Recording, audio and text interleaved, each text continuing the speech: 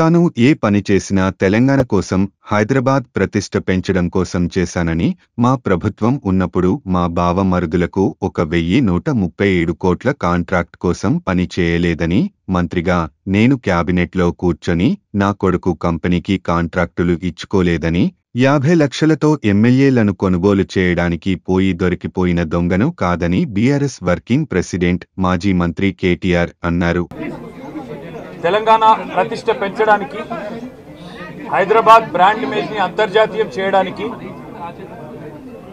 హైదరాబాద్ని ప్రపంచ పటంలో నిలపడానికి ఆనాడు రాష్ట్ర మంత్రిగా ఎన్నో ప్రయత్నాలు చేశాం. ఆ ప్రయత్నాలు చాలా మేరకు ఫలించి హైదరాబాద్, తెలంగాణ భారతదేశంలోనే ఒక ప్రధానమైన నగరంగా ప్రపంచ దృష్టిని ఆకర్షించే స్థాయికి తీసుకొచ్చే విధంగా పనిచేశాం.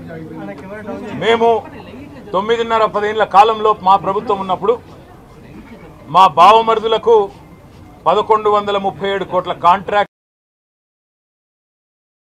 చేయలేదు.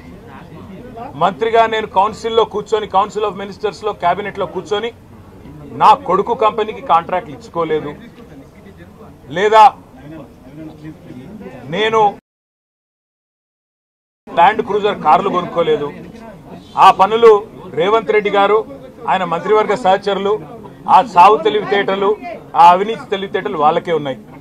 నేను 50 లక్షల రూపాయలతో ఎమ్మెల్యేలను కొనుగోలు చేయడానికి పోయి దొరికిపోయిన దొంగను కూడా కాదు. నేను నిఖార్సైన తెలంగాణ బిడ్డను. ఏ పని చేసినా తెలంగాణ కోసం, హైదరాబాద్ ప్రతిష్టలు పెంచడం కోసం చేశాను. అర పైసా అవినీతి కూడా నేను చేయలేదు, చేయబోను. సరే, ఇవాళ ఈ కొంచెం ఉర్రకుండా ఆగలుగుతారా?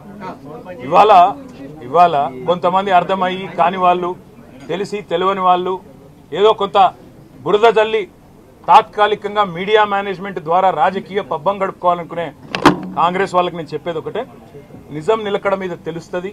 మీరు ఇవాళ చల్లే బురద ఎట్టి పరిస్థితుల్లో మా దృష్టి ఏదైతే కేంద్రీకరించబడిందో దాని నుంచి తప్పించలేదు. మేము మాట్లాడుతూనే ఉంటాం, కొట్లాడుతూనే ఉంటాం. గత సంవత్సర కాలంగా విద్యుత్ ఛార్జీలు పెంచవద్దని కొట్లాడింది టీఆర్ఎస్. లగచర్లలో నువ్వు రైతులను జైల్లో పెడితే అడ్డుకున్నది టీఆర్ఎస్.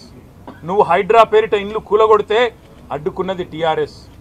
మరిన్ని అప్డేట్స్ కోసం మా ఛానల్ని సబ్స్క్రైబ్ చేయండి.